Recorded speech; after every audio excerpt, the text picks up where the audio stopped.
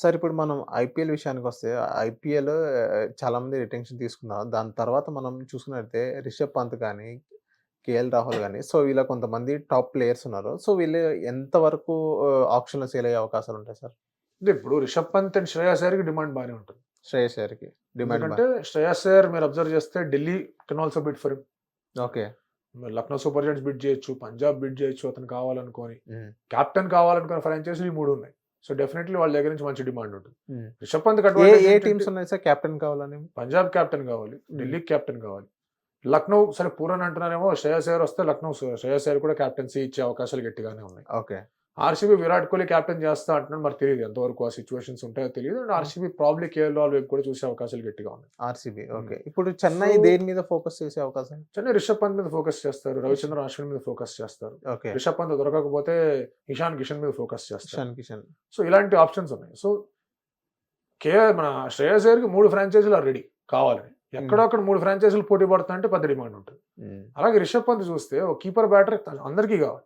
ఇప్పుడు చెన్నైకి కావాలి, బెంగళూరుకి కావాలి, పంజాబ్కి కావాలి, probably Delhi might not bid. Okay. But ఇప్పుడు కావాలి. అండ్ కోల్కతాకి కీపర్ కావాలి, వాళ్ళ దగ్గర అంత డబ్బులు లేవు. So there is certain bit of demand for everybody ఆప్షన్లో ఉన్నాడు. అందుకే వాళ్ళు ఆప్షన్లోకి వచ్చారు. 3-4 టీమ్స్ నేను కావాలనుకుంటున్నారు. సో ఈవెన్ ఫస్ట్ రిటెన్షన్ 18 కోట్లు లేకపోయినా కూడా నేను ఇంకా బెటర్ టీమ్కి వెళ్ళొచ్చు. కొంచెం plus or minus 2 crores 3 crores better టీమ్కి వెళ్ళొచ్చు.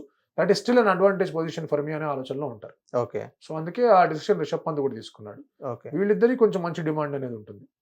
KL Rahul form is very important thing. అసలు ఎట్లా ఉన్నాడు, ఏంటి పరిస్థితి, ఏం జరగబోతోంది అని.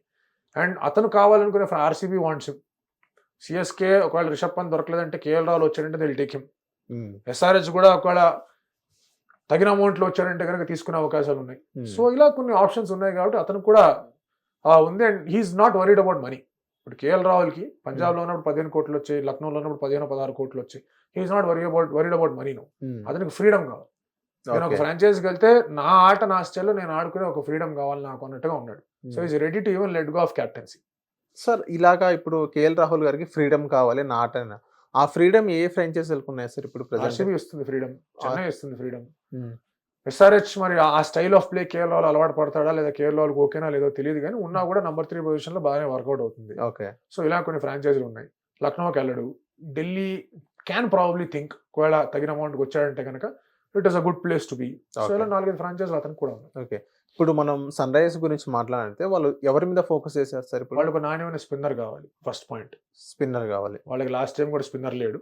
సో వాళ్ళకి ఇమ్మీడియట్ గా వాళ్ళ రిక్వైర్మెంట్ ఏంటంటే ఒక వికెట్ టేకింగ్ స్పిన్నర్ కావాలి. సో ఆ వికెట్ టేకింగ్ స్పిన్నర్ మీద ఫోకస్ చేస్తారు.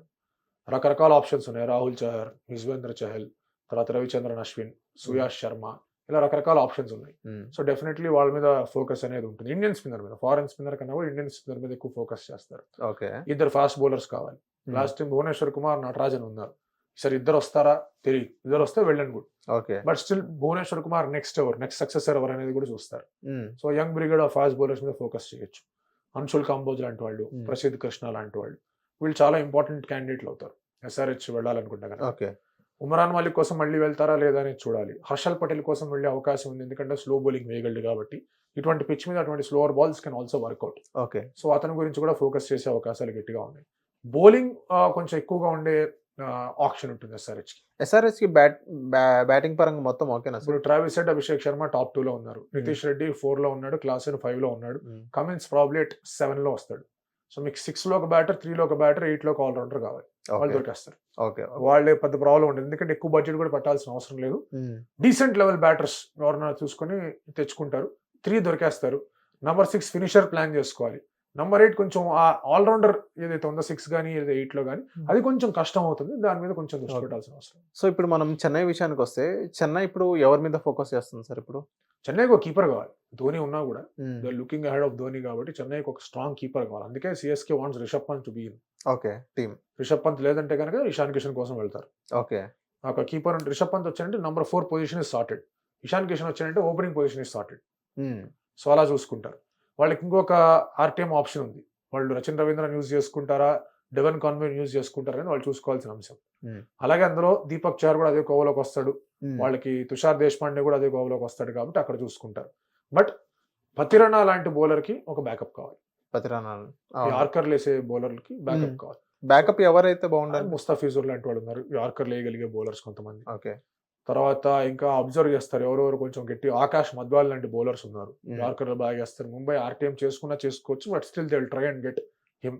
అలాగే డొమెస్టిక్ సర్క్యూట్ లో ఇలా కొంచెం ముఖేష్ లాంటి బౌలర్స్ ఉన్నారు, ఓకే. వాళ్ళందరినీ కూడా తెచ్చుకునే ప్రయత్నాలు చేస్తారు. సో అటువంటి వికెట్ మీద డెత్ బౌలింగ్ మీద ఫోకస్ చేస్తారు. అశ్విని తెచ్చుకుంటారని స్ట్రాంగ్ ఫీలింగ్ లో ఉంది.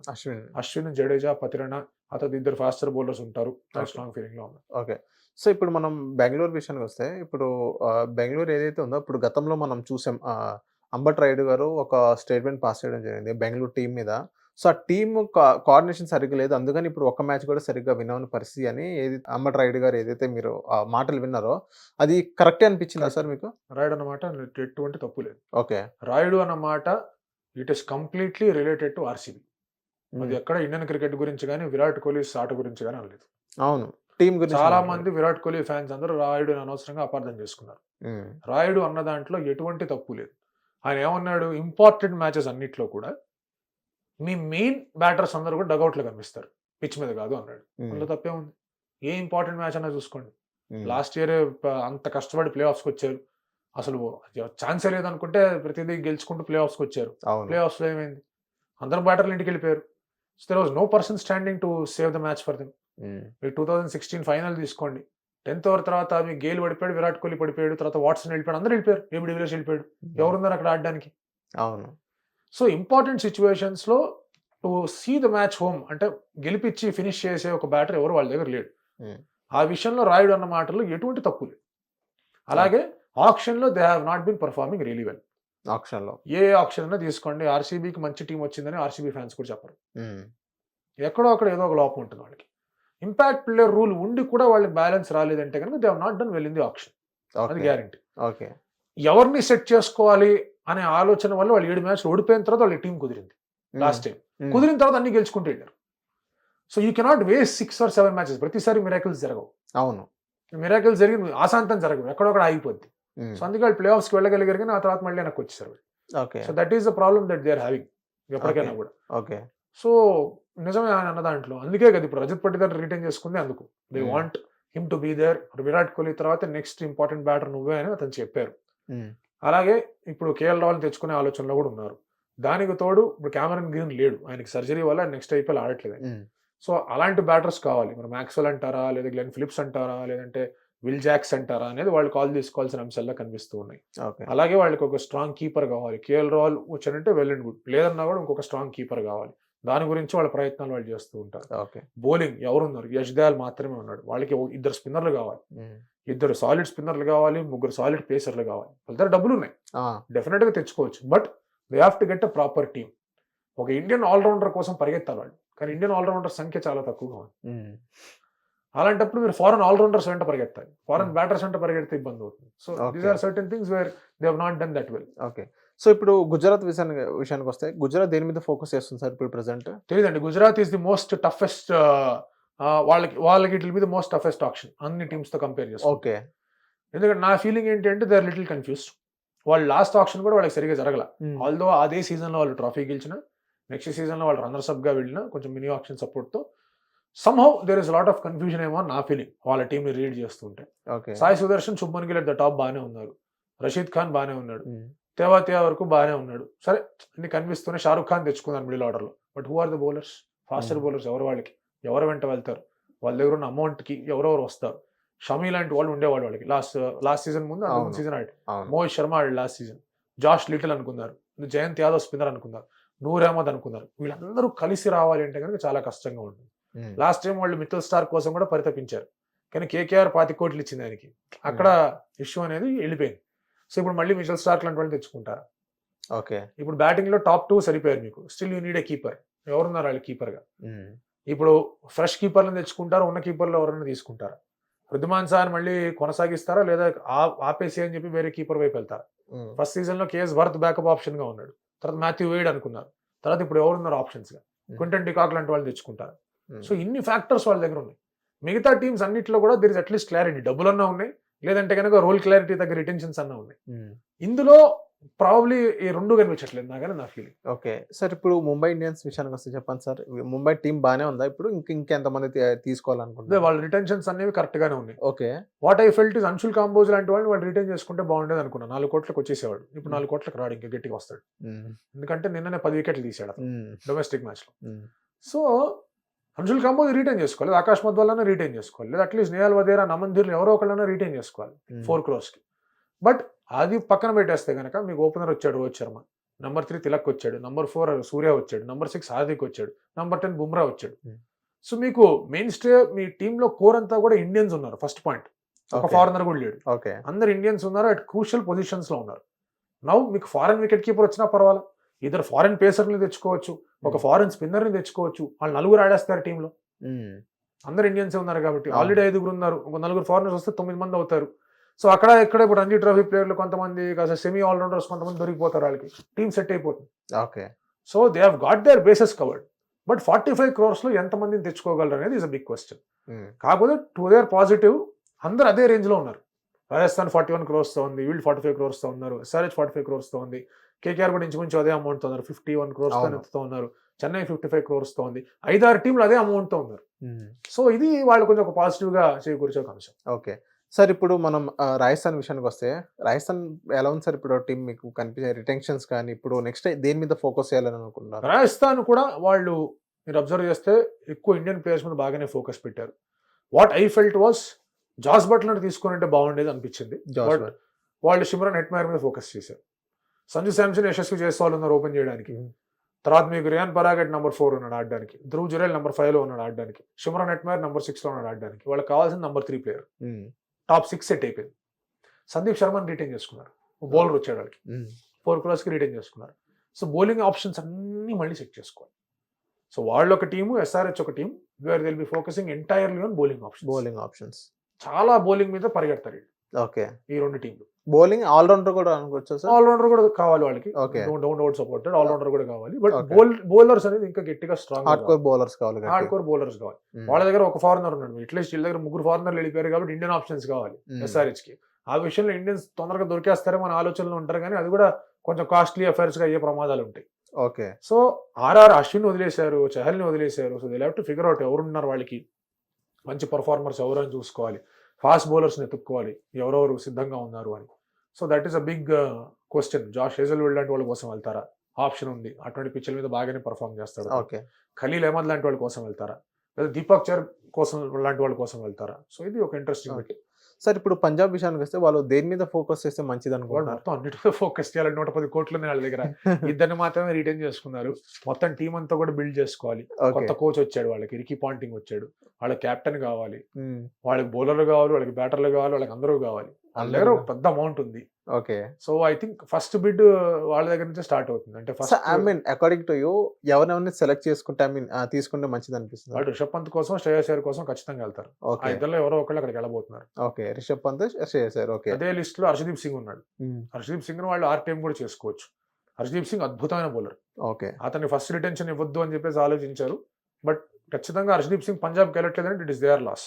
లాస్ట్ 3-4 years గా అతనే వాళ్ళకి బాగా పర్ఫామ్ చేస్తూ వచ్చాడు. అవును. సో హర్షదీప్ సింగ్ అక్కడికి వెళ్తాడు.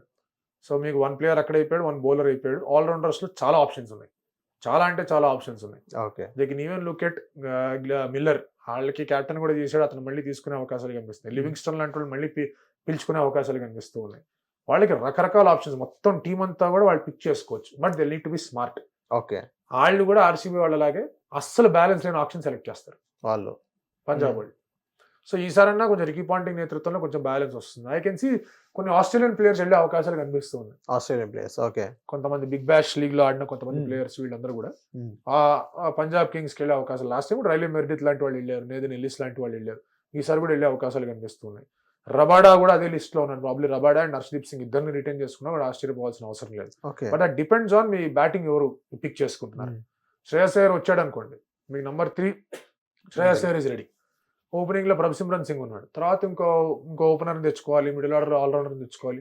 సో ఇట్ డిపెండ్స్, వాళ్ళ దగ్గర డబ్బులు అయితే ఉన్నాయి. సో చూడాలి ఎంత ఎవరిని ఇంట్రెస్ట్ తీసుకుంటారు ఏంటో చూడాలి. సార్ ఇప్పుడు కేకేఆర్ విషయానికి వస్తే, కేకేఆర్ ఎవరి మీద ఎక్కువ ఫోకస్ చేస్తే మంచిది అనుకుంటారు? అన్ని రిటెన్షన్స్ లో నాకు the picture perfect complete retentions గా అనిపించింది కేకేఆర్ సైడ్. ఓకే. అన్ని టీమ్స్ తో పోల్చుకుంటే. ఎందుకు అనిపించింది? ఆరుగురిని చాలా సాలిడ్ రిటెన్షన్స్ చేసుకున్నారు వాళ్ళు. Harshit Rana bowler who can bat, Ramandeep Singh batter who can bowl. Number 8 and number 9 sorted వాళ్ళకి, లేదా నంబర్ 7 అండ్ నంబర్ 8 సార్టెడ్ వాళ్ళకి. నంబర్ 11 లో వరుణ్ చక్రవర్తి సార్టెడ్. నంబర్ 6 లో రసల్ ఉన్నాడు, అతను సార్టెడ్. నంబర్ 5 లో రింకు సింగ్ ఉన్నాడు, అతను సార్టెడ్. మీకు 5, 6, 7, 8, 11 సార్టెడ్. ఓపెనింగ్ నరేన్ చేస్తాడు. సో ఈ బౌలింగ్ చూడండి, నరేన్ ఉన్నాడు, వరుణ్ చక్రవర్తి ఉన్నాడు, హర్షిత్ రాణా ఉన్నాడు, రసల్ ఉన్నాడు, రమన్దీప్ కొంతవరకు బౌలింగ్ అయ్యాడు. మీకు ఆల్రెడీ ఇందులో ఒక 10-11 ఓవర్లు వేసే ప్లేయర్లు వచ్చారు. అలాగే బ్యాటింగ్ చూసుకుంటే రింకు సింగ్ ఉన్నాడు, రసల్ ఉన్నాడు మీకు ఆడడానికి, అలాగే మీకు రమన్దీప్ సింగ్ ఉన్నాడు ఆడడానికి, నరేన్ ఉన్నాడు ఆడడానికి. సో బేసిస్ ఆర్ కవర్డ్ మీరు అబ్జర్వ్ చేసుకుంటే. ఓకే. సో ఇప్పుడు వాళ్ళు చూడాల్సింది ఏంటంటే ఒక కీపర్ కావాలి వాళ్ళకి, ప్రిఫరబుల్లీ ఒక ఓపెన్. గుర్బాజ్ లాంటి వాళ్ళు, వాళ్ళకి లాస్ట్ టైం కూడా అతనే కీపర్ ఉన్నాడు, అతని కోసం వెళ్ళొచ్చు. క్వింటన్ డికాక్ లాంటి వాళ్ళ కోసం కూడా వెళ్ళొచ్చు. తర్వాత మీకు ఇషాన్ కిషన్ లాంటి వాళ్ళ కోసం కూడా వెళ్ళొచ్చు. ఇలాంటి కొన్ని ఆప్షన్స్ వాళ్ళ దగ్గర ఉన్నాయి. అలాగే 1 down 2 down లో ఆడే ప్లేయర్స్ కావాలి. నితీష్ రాణాను వదిలేశారు, మళ్ళీ అతన్ని ఏమైనా తెచ్చుకుంటారా? అంక్రిష్ రఘువంశీ అని ఒక యంగ్ ప్లేయర్ ఉన్నాడు, మళ్ళీ అతన్ని ఏమైనా తీసుకుంటారా? రాహుల్ త్రిపాఠి అని ఒక అద్భుతమైన ప్లేయర్ ఉన్నాడు, మళ్ళీ అతన్ని ఏమైనా తీసుకెళ్తారా? సో ఇలాంటివి రకరకాల ఆప్షన్స్ కనిపిస్తూ ఉన్నాయి. సో ఆ నేపథ్యంలో చూసుకుంటే కనుక they have their own setup. ఎవరో తీసుకోవాలి, ఎవరో తీసుకోకూడదు, ఏంటి పరిస్థితి అని చెప్పేసి. But they got their bases covered. Last time Starc అంత ఎక్కువ అమౌంట్ ఇచ్చారు, ఈసారి అంత ఎక్కువ అమౌంట్ ఇవ్వడానికి సిద్ధపడతారు. లాస్ట్ టైం మిచెల్ స్టార్క్ 25 కోట్లు ఇచ్చారు, అవును, 24.75 crores. ఈసారి ఎంత అమౌంట్ పెట్టి తీసుకోవాలి? This time also they need 1 strong fast bowler కావాలి. ఒక ఫారెన్ ఫాస్ట్ బౌలర్ కావాలి, 2 ఇండియన్ ఫాస్ట్ బౌలర్స్ కావాలి. వైభవ్ వరోరా లాంటి వాళ్ళు ఒకళ్ళు ఉన్నారు, అతన్ని ఏమైనా తీసుకుంటారు. సో ఇలాంటి ఆప్షన్స్ ఉన్నాయి. But even without getting marquee players, I think వాళ్ళ టీమ్ కోర్ అనేది బాగా సెట్ అయింది అనేది నా ఫీలింగ్. ఓకే సార్, ఇప్పుడు ఢిల్లీ విషయానికి వస్తే వాళ్ళు ఎవరిని తీసుకుంటే ఒక మంచి స్ట్రాంగ్ టీమ్ అయింది అనుకుంటారు? వాళ్ళ దగ్గర ఇప్పుడు మీరు అబ్జర్వ్ చేస్తే ట్రిస్టన్ స్టబ్స్ నంబర్ 4 లో ఆడుతున్నాడు, అక్షర్ పటేల్ నంబర్ 7 లో ఆడతాడు, తర్వాత అభిషేక్ పొరల్ ఎక్కడో అక్కడ ఆడించే ప్రయత్నం చేస్తారు, కుల్దీప్ యాదవ్ నంబర్ 8 నంబర్ 9 ఆడతాడు. ఓపెనర్స్ ఎవరు? వాళ్ళు ఓపెనర్లు కావాలి. వాళ్ళు రిషబ్ పంత్ కీపర్ ఎగిరిపోయినా అభిషేక్ పొరల్ కీపర్ ఉన్నాడు కాబట్టి ప్రాబబ్లీ కీపర్ మీద ఎక్కువ ఖర్చు పెట్టకపోవచ్చు. వాళ్ళు కావాలి కానీ దాని మీద ఎక్కువ అవసరం. అభిషేక్ పొరల్ కూడా కీపింగ్ చేస్తాడు కాబట్టి అంతవరకు స్పెండ్ చేయకపోవచ్చు. ఇంకొక బ్యాకప్ కీపర్ ఏమైనా తెచ్చుకుంటారు కదా నా ఫీలింగ్. ఓకే. బట్ వాళ్ళకి స్ట్రాంగ్ ఓపెనర్స్ కావాలి. అలాగే మీకు 2 స్పిన్నర్స్ వచ్చేసారు, అక్షర్ అండ్ అలాగే కుల్దీప్ వచ్చేసారు. మీకు 3 ఫాస్ట్ బౌలర్స్ కావాలి. వాళ్ళ దగ్గర డబ్బులు ఉన్నాయి, 73 కోట్లు ఉన్నాయి వాళ్ళ దగ్గర డబ్బులు ఉన్నాయి. సో ఆ డబ్బుల్లో వాళ్ళు 2 ఫాస్ట్ బౌలర్స్ని, 2 సాలిడ్ ఓపెనర్స్ని, వాళ్ళిద్దరికి బ్యాకప్ని, 6 ఇక్కడే సరిపోతారు మీకు. అంటే 3 ఓపెనర్లు, 3 ఫాస్ట్ బౌలర్ని సెట్ చేసుకుందామని ఆలోచనలో ఉంటారు. Then they need 1 more allrounder. So allrounder లిస్ట్లో మొత్తం అంతా చూస్తారు ఎవరెవరు ఉన్నారు, ఎవరెవరు బెటర్గా పర్ఫామ్ చేశారు. ఫారెన్ ఆల్రౌండర్స్ ఎవరు, ఇండియన్ ఆల్రౌండర్స్ ఎవరు, Sam Curran, Liam Livingstone, Marcus Stoinis, ఇలాంటి ప్లేయర్లు అందరినీ చూసి అప్పుడు చేసిన వాళ్ళు ఒకవేళ ఫేస్ ఇన్ ది ఆప్షన్ చూడలేదు ఇంకా లిస్ట్, వీళ్ళందరూ చూసి ఎవరెవరు ఉన్నారు ఏంటి పరిస్థితి అని చెప్పి they will try and get them. Sir ఇప్పుడు ఓవరాల్ ఆప్షన్ లో ఎవరు ఎక్కువ సేల్ అయ్యే అవకాశాలు ఉన్నాయి sir according to you? Foreigners కానీ ఇప్పుడు డొమెస్టిక్ కానీ చూసుకున్నారు. డొమెస్టిక్ ప్లేయర్స్ ఎక్కువ వెళ్తారు. మెగా ఆప్షన్ మీరు అబ్జర్వ్ చేసినప్పుడల్లా కూడా ఎక్కడో ఒక ఫారినర్ గట్టిగానే వెళ్తాడు. శామ్ కరన్ వెళ్ళిన సందర్భాలు ఉన్నాయి, మారిస్ వెళ్ళిన సందర్భాలు ఉన్నాయి, కాదనట్లేదు. కానీ ఇప్పుడు ఇన్ని రిటెన్షన్స్ ఇన్ని వచ్చిన తర్వాత with Indian star players also in the picture. మీరు రిషబ్ పంత్, కేఎల్ రాహుల్, శ్రేయస్ అయ్యర్ మాత్రమే కాదు, చహల్ ఉన్నాడు పిక్చర్ లో, అశ్విన్ ఉన్నాడు పిక్చర్ లో, మొహమ్మద్ షమి వచ్చాడు పిక్చర్ లో, సిరాజ్ ఉన్నాడు, వీళ్ళందరూ గుడ్ బౌలర్స్. దానికి తోడు మీకు డొమెస్టిక్ సర్క్యూట్ లో బాగా చేసిన ప్లేయర్లు అందరూ కూడా రెడీగా ఉన్నారు. యూటిలిటీ ప్లేయర్లు కావాలి, రాహుల్ త్రిపాఠి కానివ్వండి, హర్షల్ పటేల్ కానివ్వండి, వాషింగ్టన్ సుందర్ కానివ్వండి, వీళ్ళందరూ కూడా ఎక్కువ ఉన్నారు. సో ఇంత ఇండియన్ యాక్షన్ ఉన్నప్పుడు ఖచ్చితంగా ఇండియన్సే వెళ్తారనేది నా ఫీలింగ్. అండ్ ఫారెన్ నుంచి కూడా మిచెల్ స్టార్క్ లాంటి వాళ్ళకి ఏమో తక్కువ అవ్వదు, వాళ్ళు కూడా గట్టిగానే వెళ్తారు, వాళ్ళకి ఆప్షన్స్ ఉన్నాయి. సో బౌలర్స్ మీద కొంచెం ఎక్కువ ఫోకస్ ఉంది, అందరు టీమ్స్ బౌలర్స్ మీద ఫోకస్ చేస్తున్నారు కాబట్టి bowlers number of bowlers going for high amount అనేది ఎక్కువ ఉంటుంది. మోస్ట్ అంటే హైయెస్ట్ అమౌంట్ అనేది ప్రాబబ్లీ ఇప్పుడున్న ఇట్లో it is between Shreyas Iyer and Rishabh Pant, more towards Rishabh Pant. Okay sir, ఇప్పుడు కొన్ని ఆర్టికల్స్ లో చూసాం సార్, 2-3 ఆర్టికల్స్ లో, అది నిజమా ఫేకో మీరు చెప్పండి. ఇప్పుడు చెన్నై అనేది ఎక్కువ శామ్ కరన్ మీద ఎక్కువ ఫోకస్ చేశారని టాక్ వినిపిస్తుంది, ఎంతవరకు అంటే కొన్ని లీక్లు ఇస్తూ ఉంటారు సరదాగా వాళ్ళు కూడా. ఓకే, మాకు ఇంట్రెస్ట్ ఉందని చెప్తారు, కొంతమంది రాస్తూ ఉంటారు. ఉండొచ్చు, కాదనట్లేదు. ఆప్షన్ అంటే ఇప్పుడు డారెల్ మిచెల్ ని తీసుకున్నారు చెన్నై వాళ్ళు లాస్ట్ టైం, ఉపయోగం పెద్దగా కనిపించలేదు. శామ్ కరన్ అంటే బౌలింగ్ కూడా వేస్తాడు కదా ఆలోచనలు ఉంటాయి, అక్కడి నుంచే వెళ్ళాడు కదా, కొంచెం తక్కువ వస్తా ఉంటే డెఫినెట్లీ కొన్ని అలా ఉంటాయి. ఓకే సార్, ఇప్పుడు లాస్ట్ క్వశ్చన్ ఏంటంటే ధోని గారి రిటైర్మెంట్ ఎప్పుడు సార్? ఆయనకే తెలియలేదు. అంటే ఇప్పుడు మీరు ఎప్పుడు అంటే ఈ సీజన్ లో ఉండొచ్చు అనుకుంటున్నారు సార్? ఉండదు ఈ సీజన్, నెక్స్ట్ సీజన్ కూడా ఆడతాడు. నెక్స్ట్ సీజన్ కూడా ఆడే అవకాశాలు ఉన్నాయి. 100% ఆడతారు. 100% ఆడతాడు. 100% నెక్స్ట్ సీజన్ కూడా ఆడతాడు. థ్యాంక్ యూ సార్, ఇక్కడికి వచ్చిన. హిట్ టీవీ యాప్ ని డౌన్లోడ్ చేసుకోండి. ఇందులో short news, live news, entertainment, movies అన్ని అవైలబుల్ గా ఉన్నాయి. please download Hit TV app. Hit TV app. Hit TV యాప్ని ఫ్రీగా డౌన్లోడ్ చేసుకోండి.